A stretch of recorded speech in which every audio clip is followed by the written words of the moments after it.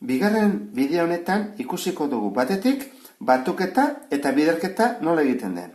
Ikurrak hortarako hemen ditugu. Batuketa eta biderketa. Orduan jartzen badugu, horra azaltzen den bezala, 384 gehi 178 jartzen badugu berdin, atako zego emaitza hemen, amaieran. 572. Azeri emago diot, bigarrena biderketa 418 bider 224, jartzen badiot berdin, emaitza ere atako zait bukaeran, amaieran, ikusten ez duen bezala. Hemen beste bi botoi ere baditugu, eta diferentzia nabarmena da, ze hau kenketa da, eta hau minus bat da. Orduan, nik jartzen badut bi gehi iru, eta gero, ken lau adibidez, batako zait bat, ezta? Oira kenketa bat. Baina jartzen badut minus iru, zemaki osoekin, hau jarri behar diot, minus iru. Gehi. Eta gero jartzen badut 6. Eta gero, ken, eta orain nahi badut berriro minus bat, minus bi, orduan, ikusten ez du bezala, minusa txikiagoa da eta hau handiagoa da. Guk ikasi dugu parentesia jarri behar dugula.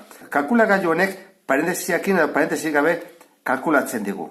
Beak ulertzen du, hemen parentesi bat dagoela. Guk ikasi dugunez parentesia jarri behar dugula, joango gera atzera, eta egingo dugu ikasi dugun bezala. Parentesia jarri, joango gera eskubira, parentesia itxi, eta orain berdin. Naiz eta emaitza berdina izan, ikusten dezuen bezala, hemen jartzen duguna desberdina da. Urrengoa, zatiketa dugu. Orduan, zatiketaren ikurra, hau da. Orduan, adibidez dugu. 38.512. Eta zen bar dugu? Zati 1.282. Berdin. Eta horretaz ezaigu emaitza, zatidura. Urrengoa, ez nahastutzeko. Dugu puntua, eta hemen dago koma. Orduan, puntua guretzako da koma bat.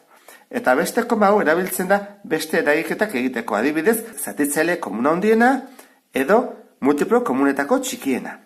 Eta hori nola aktibatzen da? Ni jartzen badut 23,5 bider 100 berdin egitut biderketa. Guretzako puntu hori da koma. Aldiz, ni jartzen badut koma hori, emango dit errorea, adibidez, 56, eta horiz delako shift emango diot, shift, koma, eta bi. Naiz eta horrela idatzi, beak ez du ulertzen koma hori zemakiaren koma denik. Hori beste funtzio bat da, horan jartzen bat adibidez, bider bi, errorea ematen dit. Joagonez atzeruntz, zenik koma hori ezin dut horrela jarri, horan joagonez eskubira, eta delekin ezabatuko dut jartzeko gure puntu hori esan nahi dula koma, orain baingo ditela emaitza, ikusten dezuen bezala. Eta atea zait, 112,4. Urrengoa, dugu erroketa. Batetik hemen dugu, bi denean, hor hiru denean, eta hemen edozen zenbaki. Orduan, guazen pentsatzea jarri behar dugula 40 erroa. Orduan, 40 erroa egingo genuke. Jarriko diot honi, eta sartzen dut 40. Jartzen dut berdin, atako zait, emaitza simplifikatua. Bestea. Aze jarriko dut, 3 erro. Orduan, 3 erro hor dago. Egin dezaket honekin ere bai, biekin egin diteke. Ben egingo dugu horre. Orduan, horrela egiten da. Shift jarriko dut, eta hemen atazet, 3 erro. Horra saltzen delako horian. Hor fatazet, barruan sartzea, 125. Berdin, eta atazet emaitza, 5. Azkena, hemen 5 erro dugunez, hau erabili beharko dugu. Goiko hau, hori hau, jarriko dut shift honekin, goian 5 jarriko dut, eta gesteko hau erabiliko dut. Horan, edo hau, nahi dut zuen bezala. Horan, hori sartu dut, 1024, eta jartzen dut berdin, lehenengo atengo nez hemendik, berdin, eta emaitza 4 izango da. Urrengoa, berreketak. Ditugu, berbi, berriru, bersei, eta abar. Orduan, nola egiten dira horiek? Hortarako ditugu hauek, berbi, berriru, eta edozen zenbaki. Orduan, jarriko dugu, 15, eta berbi, honekin, ja kalkulatu dugu, berdin, 225.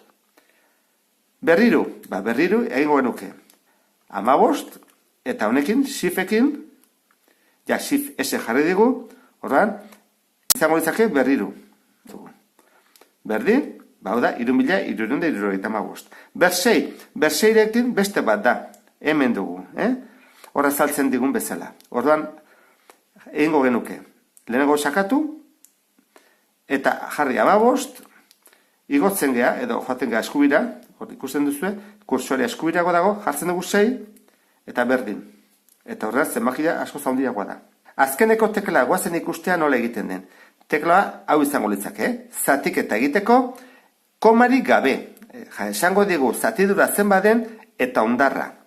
Badakizue, tekla hau, beste kalkulagailuan azaltzen dela gorriz.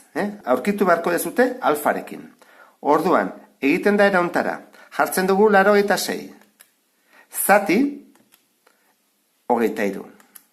Eta 86 zati, 23 egiten badugu, ematengo dit, 3 dela zatidura eta 17 dela hondarra. Eta honekin bukatzen dugu bigarren bideo hau.